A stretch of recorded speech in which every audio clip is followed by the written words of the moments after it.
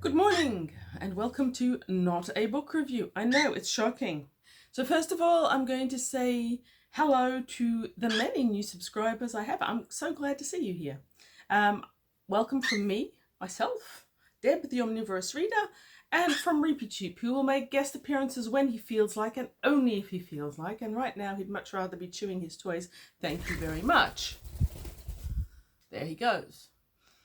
I'm delighted to see how many new subscribers I have. This channel has been going for a while, but I don't really solicit, I guess, new viewers all that much. And you have to be really interested in books to come to my channel, because 99% of what I do is a book review of the book that I have just read, or sometimes that I've just buddy read with someone else.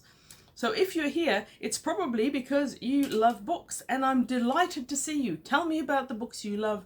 Tell me about the books that I have read and reviewed, which you have read. Let's talk books, guys. So what this Not a Book Review is actually in response to Sci Fi Scavenger's channel, where John has asked us to vote in his poll for 10 favourite books. Now, I like Sci Fi Scavenger and I like John and I want to help, but I've never before done one of his top 10 surveys. I don't tend to rate books because, as I've often said in other reviews, my favourite Clifford Simak, my favourite Roger Zelazny, my favourite whatever tends to be whichever one I'm reading at the time. I reread books and I love books.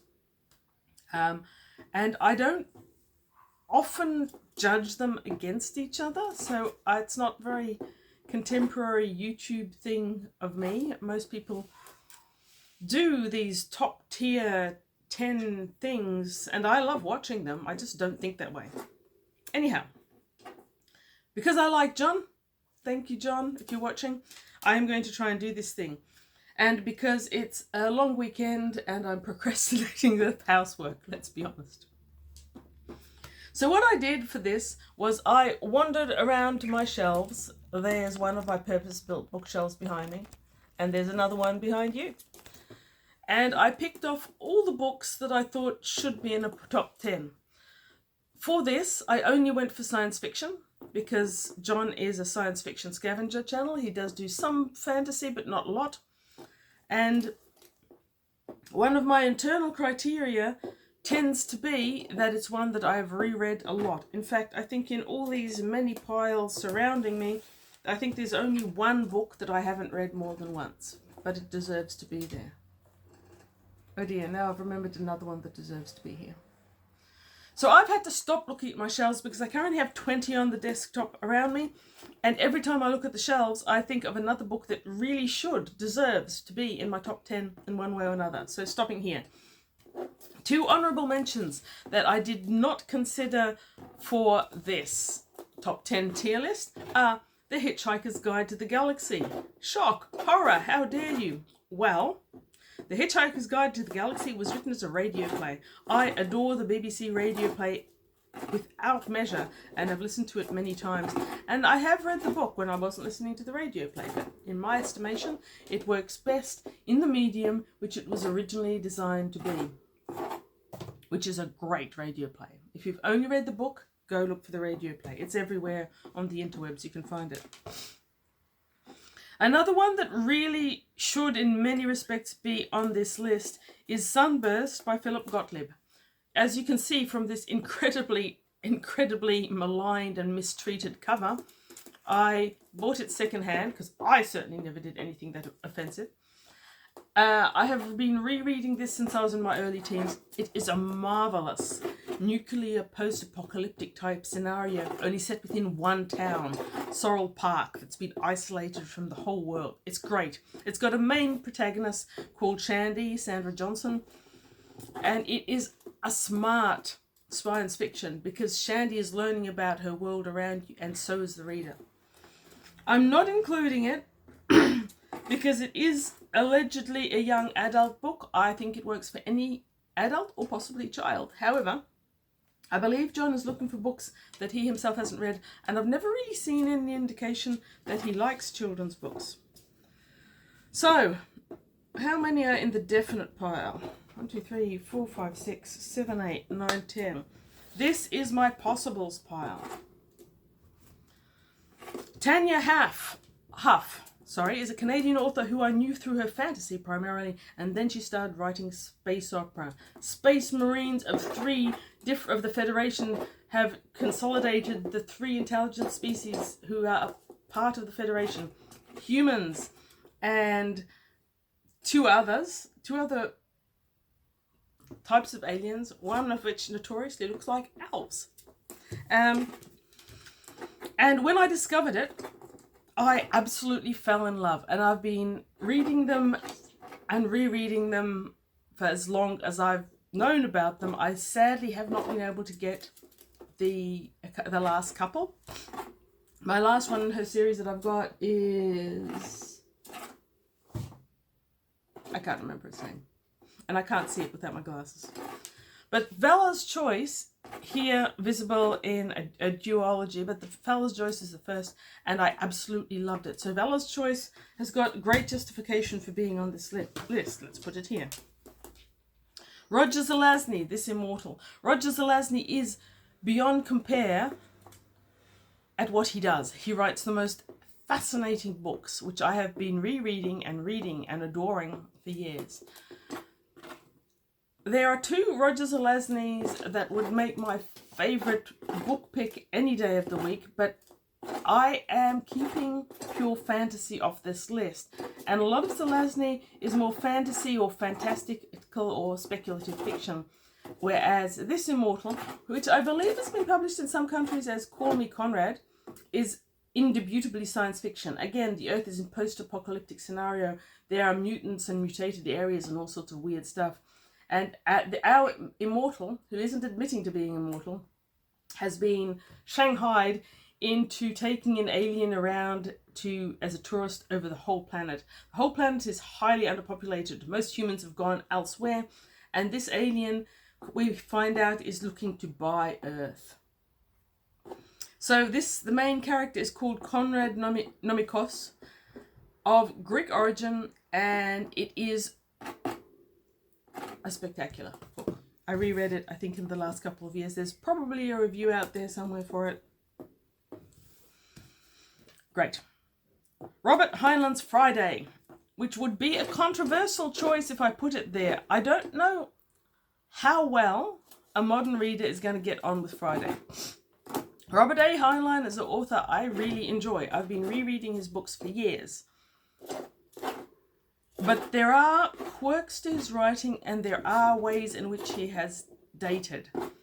I liked Heinlein because when I first read it, way back when, he created strong female characters. Now, the fact that his notion of a strong female character is one that has sex all over the place is part of his thing, not necessarily our thing, if you see what I'm saying. And I think we can't ignore the fact that the early science fiction writers, including Heinlein, were very much looking forward to a future which broke off the shackles of previous generations, where a woman would be pretty much excommunicated for having sex outside marriage. Now, this was published in the early 80s, which means that while it was a newish book when I read it, Heinlein was still writing in his 70s era. But this is an excellent science fiction book. We've got a world which has got post-technology and post-social religious breakups and a completely different landscape of countries and belief systems and behaviors. There are also numerous planets that have been settled, and toward the end of the book, Friday takes a trip which introduces us to a whole heap of these planets.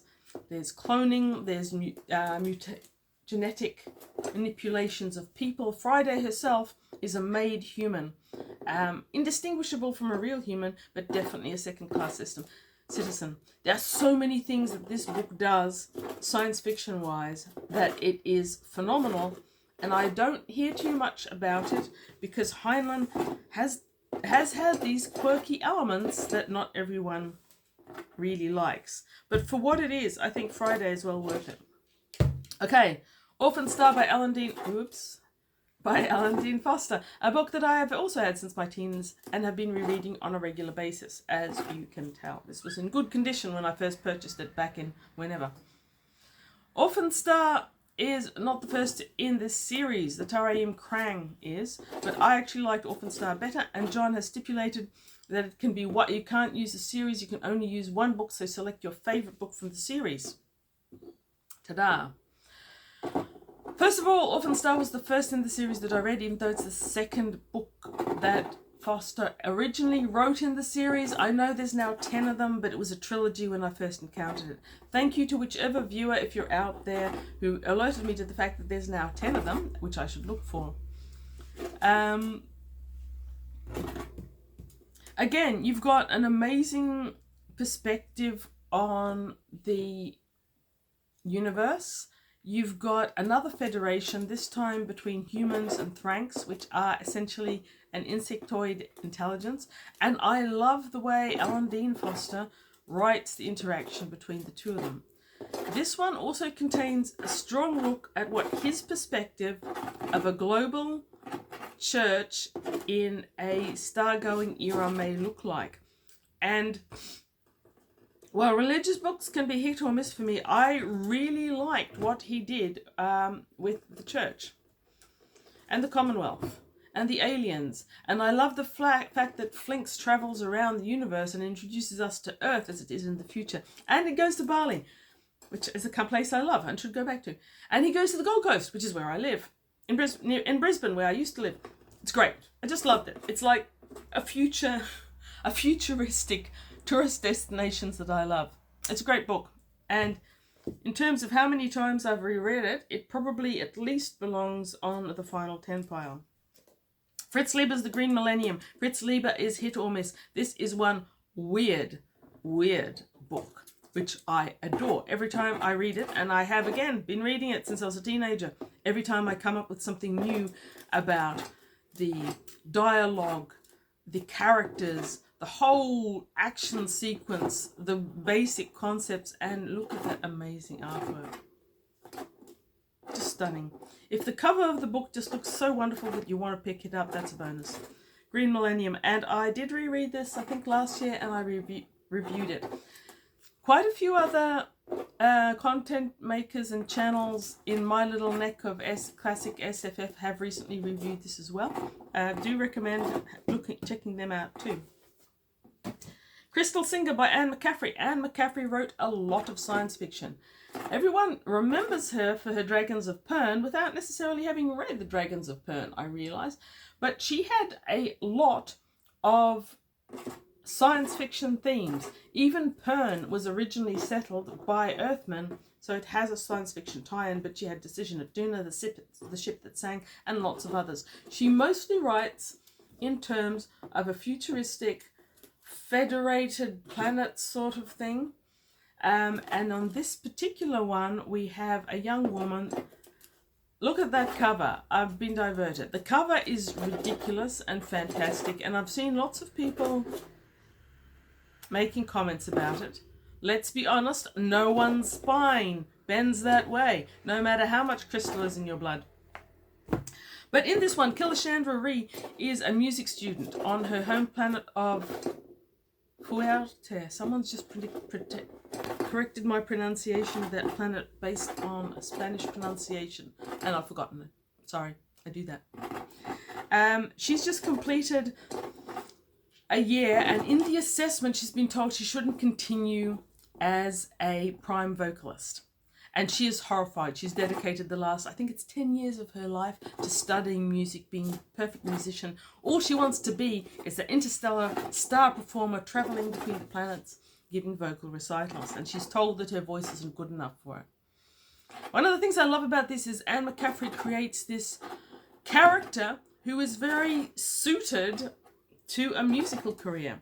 My godmother was an opera singer, though she didn't progress in that profession, and Kilishandra Ree is portrayed with the arrogance and self-centeredness, I guess, of that profession, where they tend to have a very strong sense of self, and you need that to project on the stage, because what you need to do as a prima donna is to walk into the middle of the stage and command an entire theatre. And for that, you need a huge sense of self, which Kilishandra reportrays.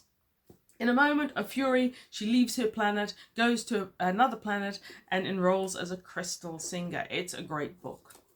Really, if you like geology, and I like all the ologies, but geology is a favourite of mine, even though I didn't study it, there's a lot of that ology there.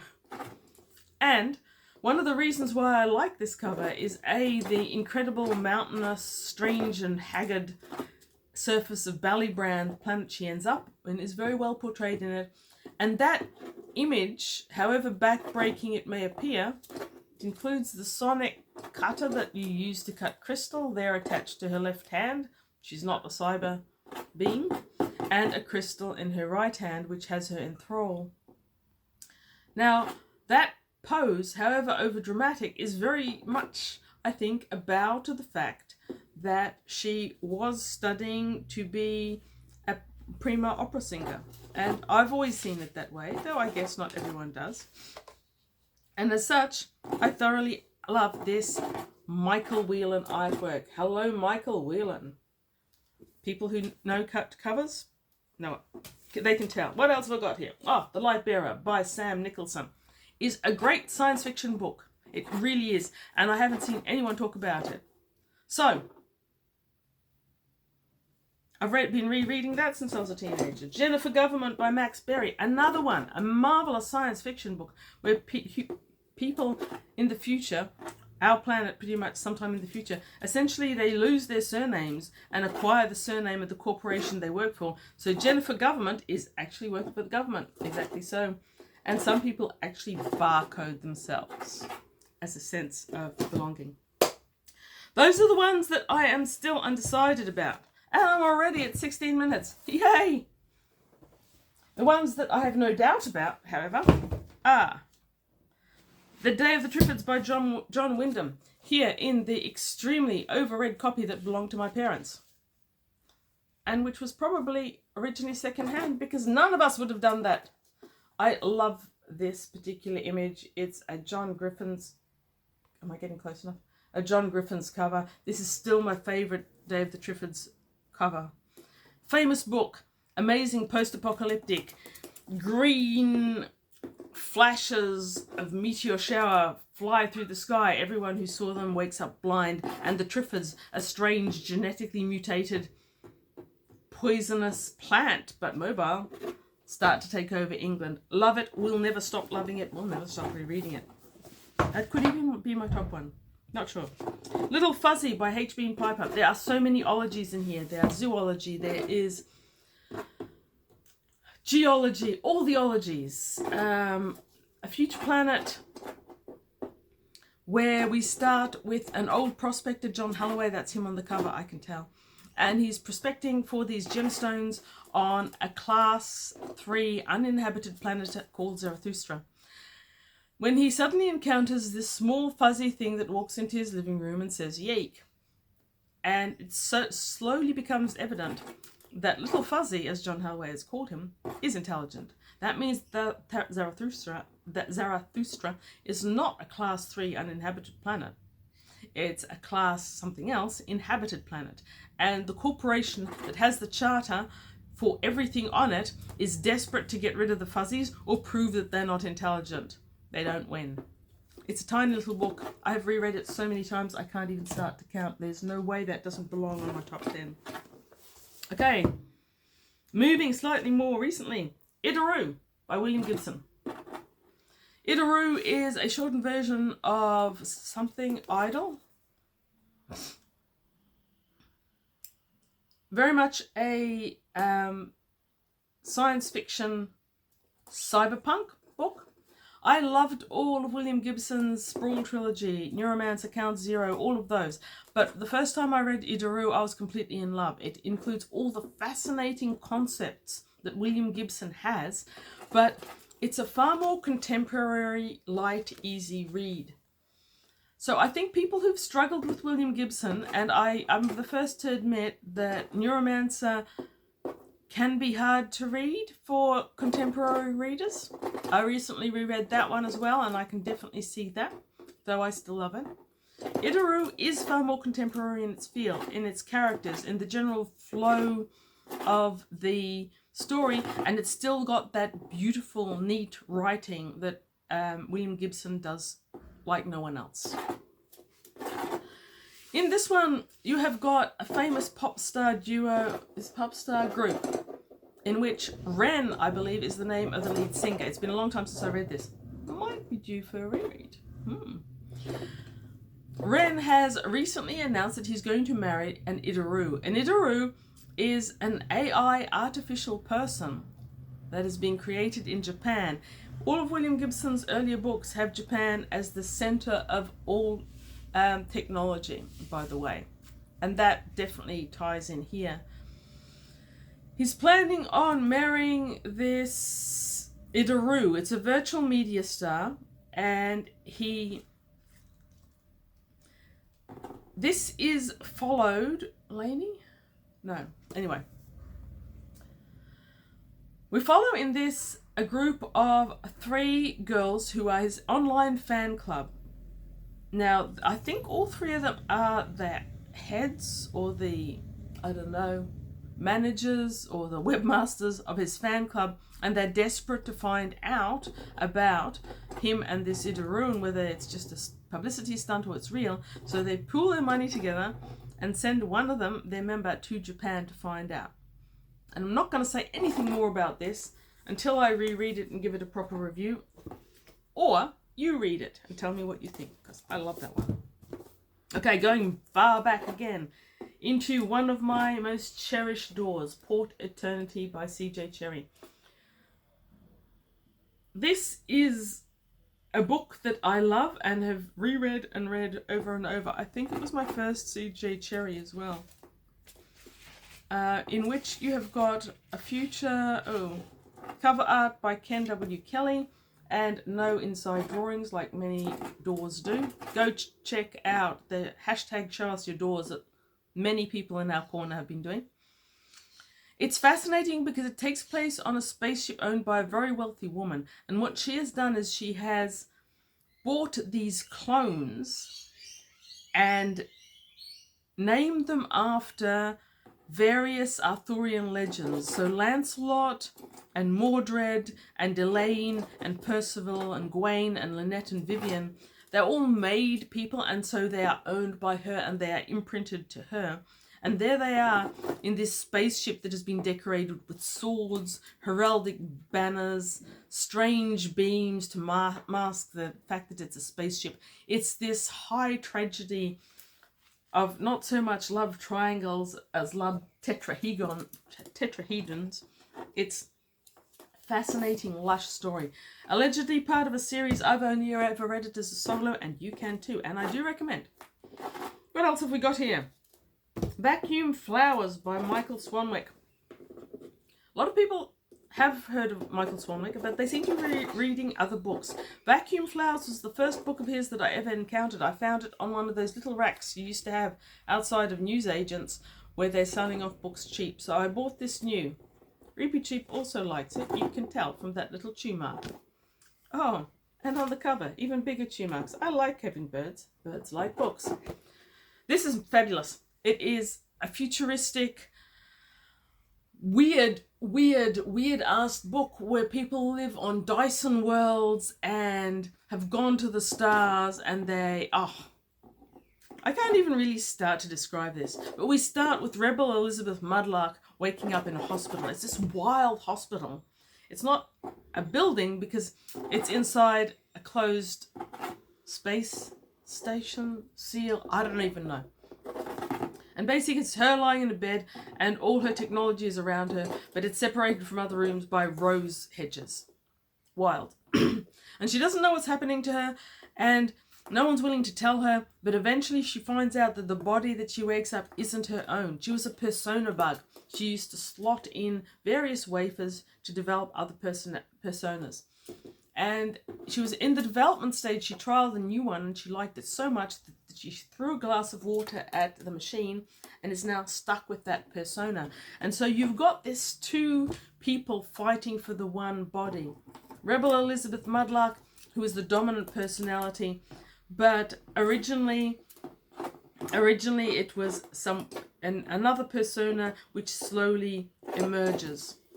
Great, great book. Read it.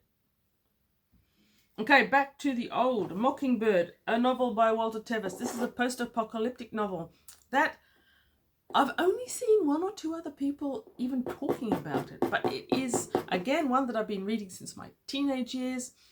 It is a world where humans wander, drugged and lulled by electronic bliss, where there are no children. The youngest person, we find out eventually, spoiler, is about 30 years old. And why have children stopped being born?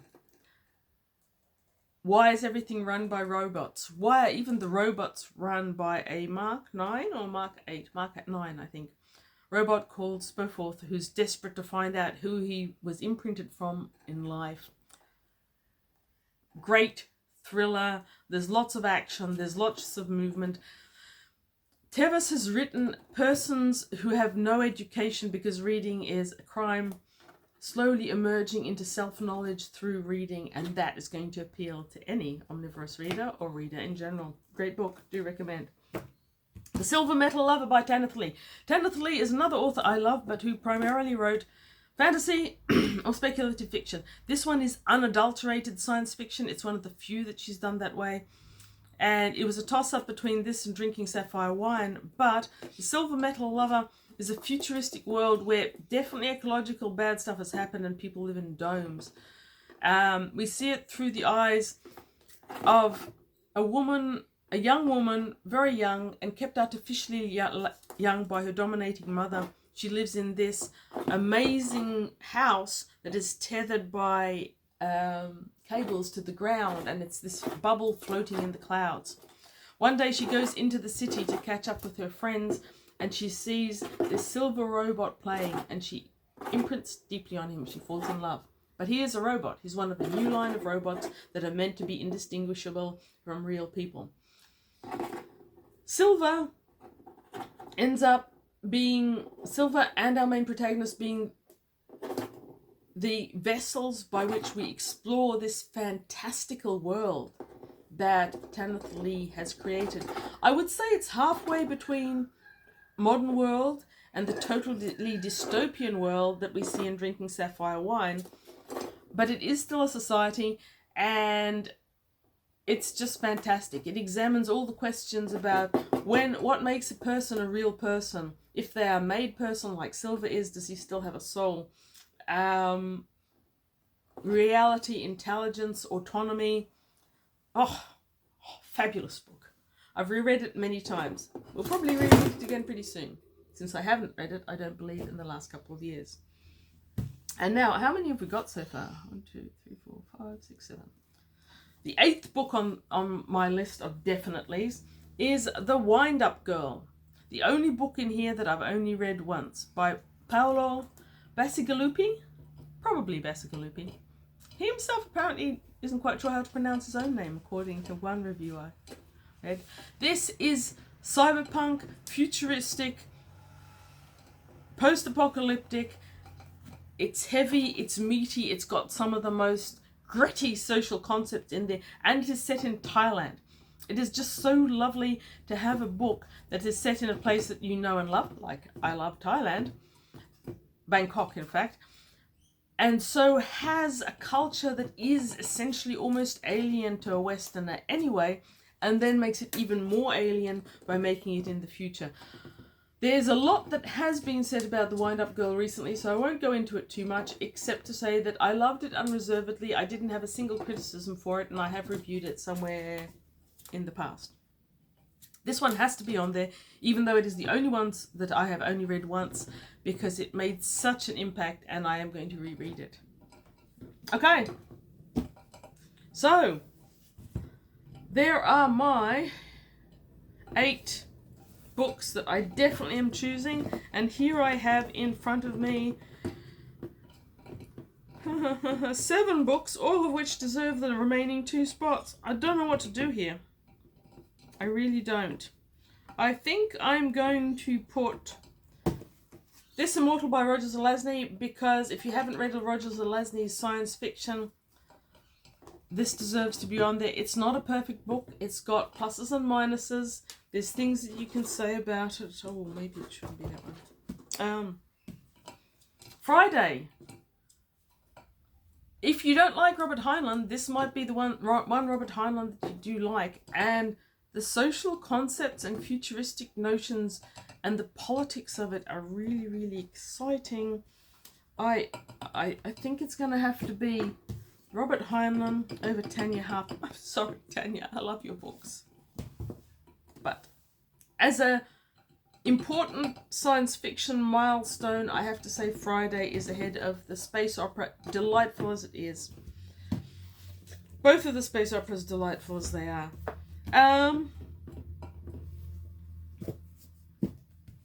So, The Green Millennium, Lightbearer, or Orphan Star. Okay. Oh wait, am I already there? I am. That's 10. But maybe The Green Millennium is actually better as a book. Nah, maybe not. Orphan Star. No. Okay. This year, or this minute, I don't promise about next month, my top 10 are going to be these and these. In what order, I have no idea. It was painful enough just to narrow it down to 10. If you have read any of these books, let me know. If you've got an opinion about what order Idaru, Vacuum Flowers, Wind Up Girl, The Day of the Triffids, Little Fuzzy, Port Eternity, Mockingbird, The Silver Metal Lover, Friday, and This Immortal should go in, let me know. I'm going to need time to think that one over. Thank you for watching, if you are still watching. Thank you for subscribing, if you have subscribed. Wow, heart. Like this video if you're still watching. Comment about books, because that's, let's face it, what I'm here for. I'm not expecting to make money out of this channel. I'm here to talk about books and find other people who love talking about books. All books, omnivorous books, and good books, bad books, pretty books, tattered books. Thank you for watching. Comment, and then go away and read good books. Bye.